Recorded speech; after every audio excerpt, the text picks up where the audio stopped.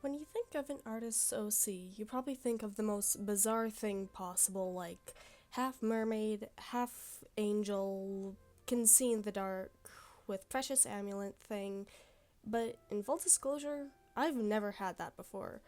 In fact, I was really late to make my own OCs. If I would even call them that, it would probably just be like a Sona for a fandom or a franchise I was in. So, how about I actually share about the OCs that I have made? The main one I can think of for OCs is my mascot, or my Sona, Misty. She is blue, obviously, because she is in LA. I have her as the explorer of my world, which is fitting because I am exploring my world.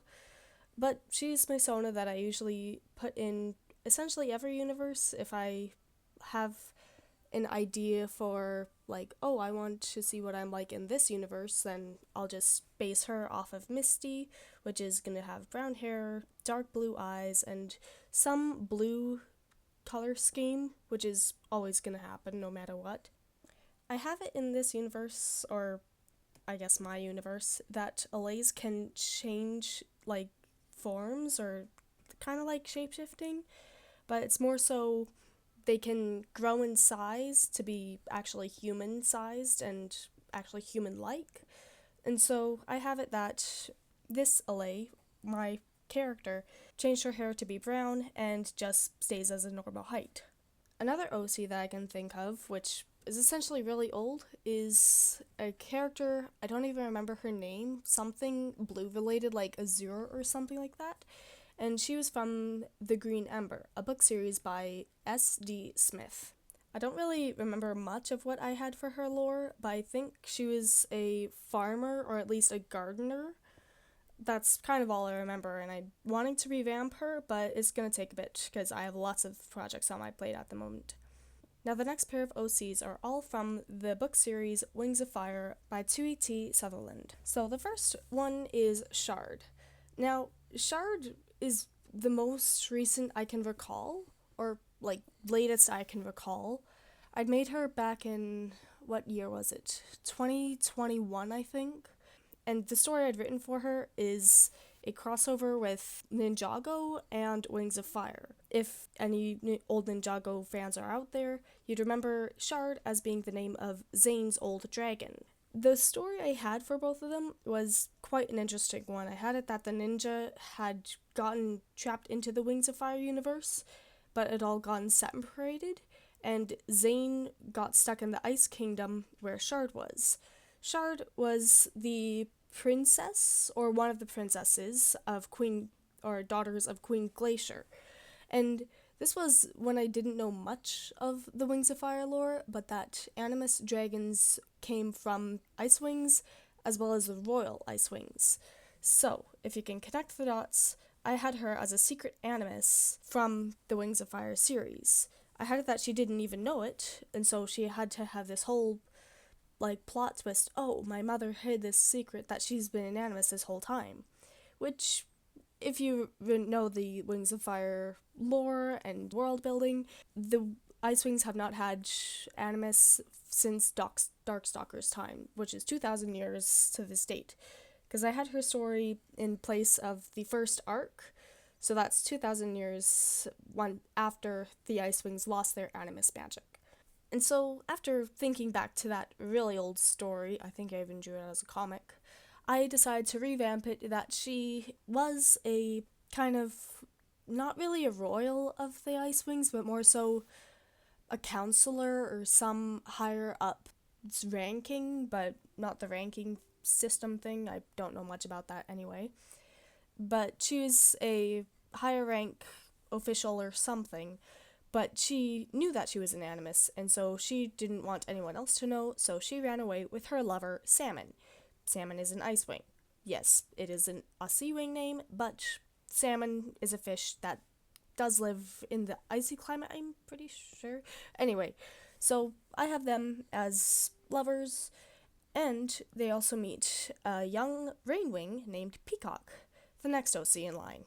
She was kind of the next one that I made. I don't remember much of her previous story, but I think I had her as a what was it? A training healer or something like that. I had the whole thing that she was actually trapped in Queen Scarlet's arena, but after the whole Venom incident with Queen Scarlet, they had like chained her up, but Queen Ruby's like, oh no, she's fine, let her go. And so that's how that happened. I don't really remember what else I'd gone through, and I also have her as a kind of Kinkajou-esque character, just very bubbly, bouncy, energetic kind of character. So that's what I got so far for her. And both Peacock and Shard meet Minth, a Skywing Leafwing hybrid. And I kind of based him off of Mythical Sausage's Mythland, King of Mythland skin, but with some twists. I put a crown on it just for fun, but not thinking about it. It does sound similar to that teaser for the Hybrid Prince, the next book series that Tui is getting through, which is a bit interesting, but I didn't even hear about it until after I made Mint. So for his story, he's very much imposter syndrome in terms of, oh, I'm a hybrid, but people don't treat me bad. They should treat me bad. But he did literally nothing wrong. He literally just has jewelry. I don't know how he has the crown, though, for his story. It's, again, I don't have much, and I probably will have some going on. And the main story I have for all three of them is that Salmon goes missing or is kidnapped, and they all have to work together. Do I have any other story for that? Nope, that's all I got. Moving fandoms, let's see what my Star Wars OCs are. So, those on Tumblr know that I've been working on a comic called A Force Apart, which is a crossover with Empire's SMP of Mythical Sausage's character from both Season 1 and 2 in the Star Wars universe. But that's an AU, and so the main characters like Sausage, Bubbles, Whip, Gem, those aren't my OCs. They could be, but I'm not calling them OCs for my video. So I'm going to be talking about Vico. Vico is the escaped slave and is now the Jedi Sausage's Padawan, training to be a Padawan, or training to be a Jedi. She's quite timid and trying to adjust to being a Jedi, but also hard to figure out how to make her own choices, so she's very shy. But she gets help from an unlikely ally. Jaden is a Mandalorian bounty hunter who is supposed to arrest Vico, but had aggressive negotiation to do otherwise. Jaden helps Vico to make her own moves in life, and Vico helps Jaden to move on from his past. His father was Vico's previous slave master, so that's kind of all the connection that I have for them. The next one is kind of Star Wars, but also Multiverse Tales, Nysera. So she's the overseer of the universe Vico and Jaden are in, and she's kind of had a shady past. She's created the Force abilities that are considered Sith sorcery, or like the Sith magic that happens there, and is somehow the head of the Jedi Council. And she keeps all her doings under wraps, like her whole overseer abilities and what she does with her overseer abilities. But it's not as effective as Palpatine, or as extreme as Palpatine. She doesn't believe what she's doing is bad, but gets corrected by almost dying due to her wrongdoings. If you want to hear more about these characters, you can check out my Tumblr. Oh, Adelinda.